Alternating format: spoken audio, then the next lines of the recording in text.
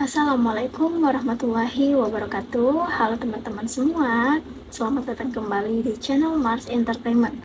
Kali ini kami dari Mars Entertainment akan membagikan tips jitu atau beberapa tips yang mungkin bisa teman-teman terapkan ketika akan mengikuti tes SNBT di tahun 2024. Oke, kita hapus dulu.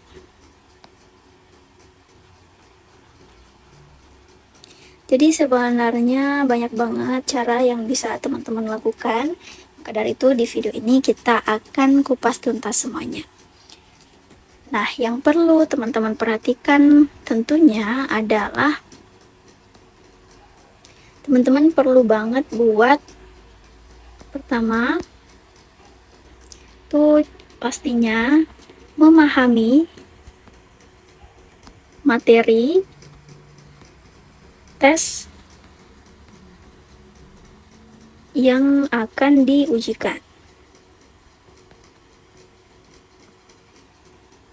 Nah, jadi untuk SNBT di tahun 2024 ini dia menggunakan tes TPS atau tes potensi skolastik. Jadi TPS ini merupakan sebuah tes untuk mengukur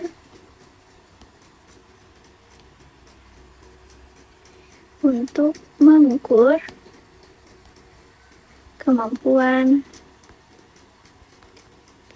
kognitif, yang dimana hal ini itu dianggap penting untuk keberhasilan di sekolah formal, khususnya di perguruan tinggi. Nah, kemudian teman-teman itu sangat perlu juga untuk memahami berbagai literasi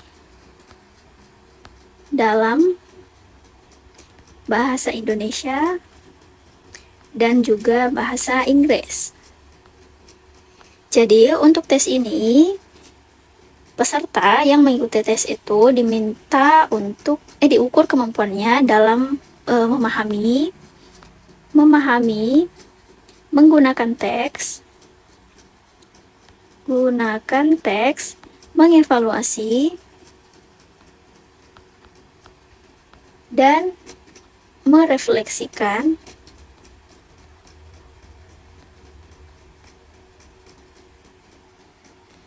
jenis teks tersebut untuk menyelesaikan masalah. Jadi untuk TPS ini udah ada dua ya. Yang pertama literasi dalam bahasa Indonesia, juga literasi dalam bahasa Inggris, yang mana teman-teman akan memanfaatkan kemampuan teman-teman buat memahami, mengevaluasi, kemudian merefleksikan jenis-jenis teks yang ditampilkan untuk menyelesaikan sebuah permasalahan dalam bentuk soal.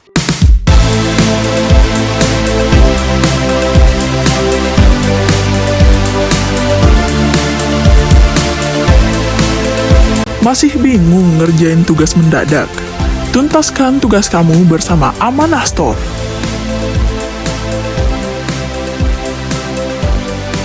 Nah, kemudian teman-teman perlu juga untuk mengasah kemampuan dalam penalaran matematika. Jadi biasanya tes-tes di TPS itu tidak hanya dalam bentuk soal yang menggunakan rumus, tapi lebih banyak soal yang menggunakan logika. Maka dari itu tadi dibahas bahwasanya TPS ini memang digunakan untuk mengukur kemampuan kognitif peserta yang mengikuti SNBT. Oke, kita lanjut lagi. Kemudian penting banget bagi kalian untuk nomor 2, memahami konsep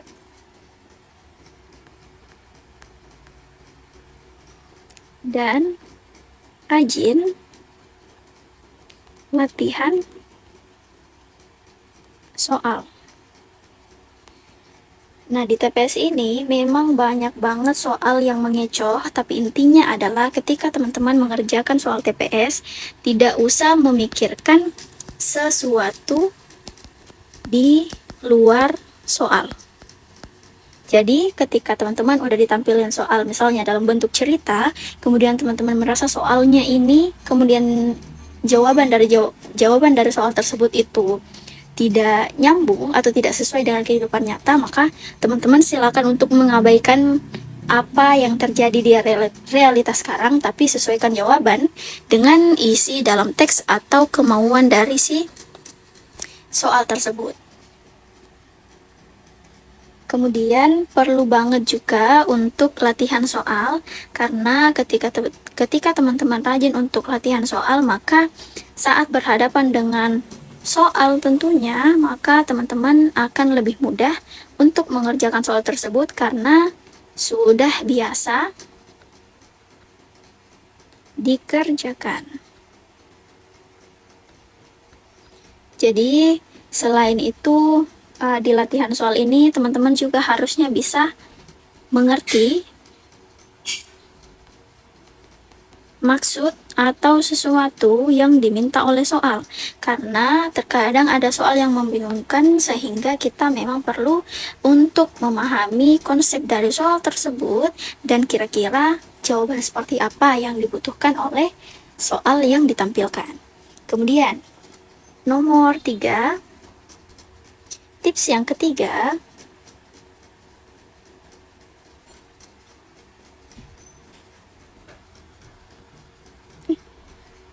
ya.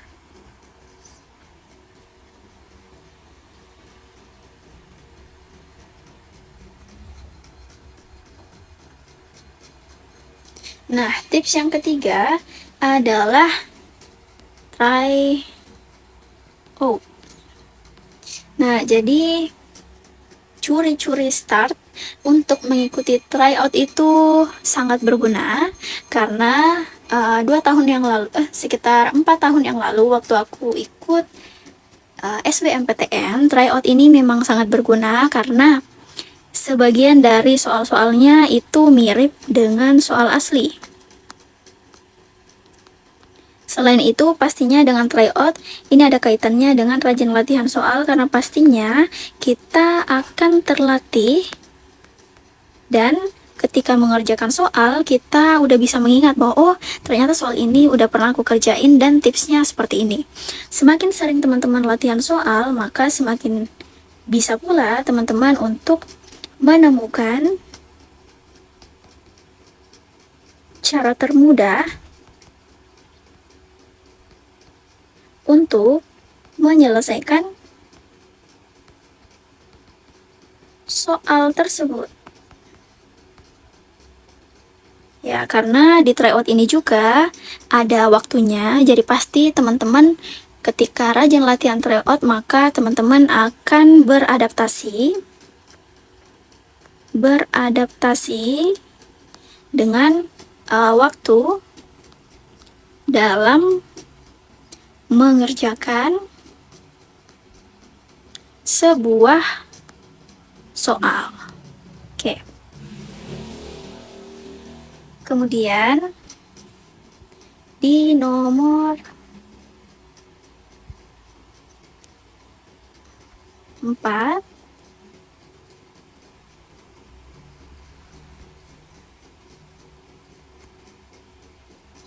nah, teman-teman juga perlu update informasi terkait SNBT. Bisa aja ternyata di tahun ini itu teman-teman bakal dihadapkan lagi dengan yang namanya TPA misalnya. Kalau TPA ini dia pembagiannya lebih ke sains, jadi kayak mata pelajaran fisika, kimia, biologi, dan seterusnya. Oke, jadi memang teman-teman perlu update informasi-informasi mengenai SNBT. Kemudian di nomor terakhir, di nomor 5, di nomor nomor 5. Nah, teman-teman itu perlu memetakan peluang masuk jurusan dan PTN incaran.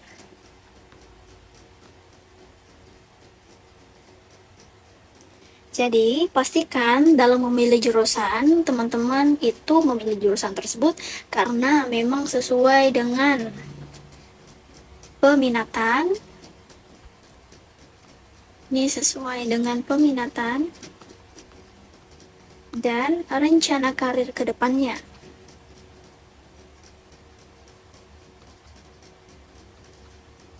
Jadi, di pemilihan SNBT, dia itu tidak harus sesuai dengan jurusan SMA kalian. Misalnya, jurusan kamu itu IPS, tapi kamu mau mendaftar di kedokteran. Jadi memang teman-teman ketika jurusan yang mau teman-teman daftari ini tidak sesuai dengan apa yang sebelumnya teman-teman jalani, maka teman-teman juga perlu untuk mengetahui risikonya untuk misalnya belajar lebih giat, ya, atau belajar lebih keras, belajar dari awal, dan terus meningkatkan nilai tryout-nya. Oke, jadi teman-teman juga aku saranin buat jangan percaya dengan target nilai kelulusan. Target nilai kelulusan.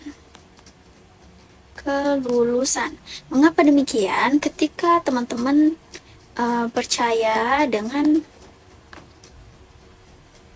target ini, maka teman-teman bisa saja tidak mengupgrade terus-menerus nilai yang teman-teman punya. Padahal SNBT itu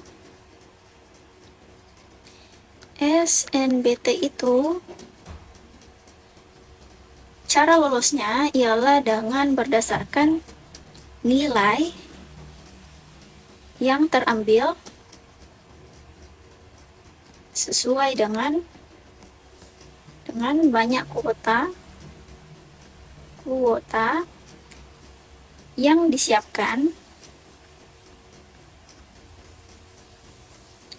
oleh perguruan tinggi.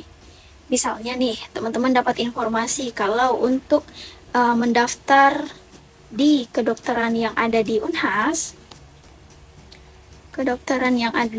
teman-teman perlu nilai 650 misalnya. Saat tryout, teman-teman mencapai nilai ini dan teman-teman malas lagi untuk melakukan tryout berulang kali.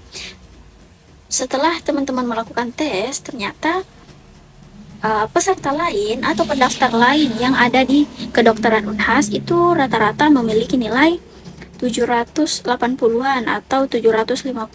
Sehingga ketika kuota orang-orang yang memiliki nilai yang mendekati dengan ini, kemudian teman-teman hanya punya nilai segini karena nilai ini sebagai patokan, maka tentu itu akan mengurangi peluang lulusnya teman-teman di jurusan yang teman-teman inginkan. Oke, jadi yang paling penting adalah tetap optimis dan tetap rajin untuk melakukan latihan-latihan soal, entah itu dalam bentuk di awal latihan soal seperti biasa 1-2 butir atau sampai 10 butir, kemudian teman-teman mulai mengupgrade target teman-teman belajar dengan menggunakan tryout supaya lebih mudah untuk beradaptasi dengan waktu yang disediakan saat melakukan SNBT, maka teman-teman pastinya nanti akan mendapatkan hasil sesuai dengan apa yang teman-teman usahakan saat ini. Oke, segitu aja dulu tips-tips dari aku untuk teman-teman lolos SNBT insya Allah di tahun ini. Jangan lupa juga untuk menonton latihan-latihan soal yang sudah kami upload di channel kami. Jangan lupa untuk mensupport channel ini dengan like, comment, and share. Oke semuanya, terima kasih. Assalamualaikum warahmatullahi wabarakatuh.